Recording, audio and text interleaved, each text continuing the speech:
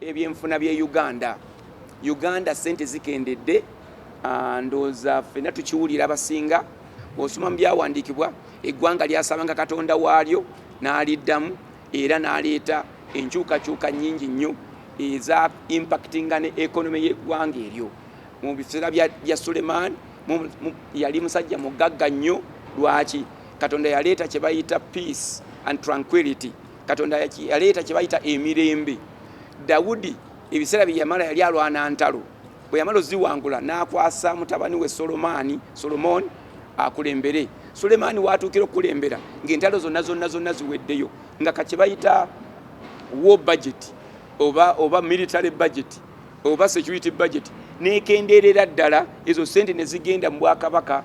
Ogenda okwetegereza nga Katonda okutuwa emirembe kyokka oba n'okukola ekintu nga kimu Uganda kisobola okutumbula ekonomi ya Uganda mu ngeri ez'enjawulo. So twetaaga Katonda atuyambe aleete obusobozi bwa Uganda obwa ssente ku level empya.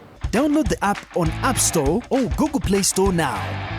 Vision Digital Experience, the future of media.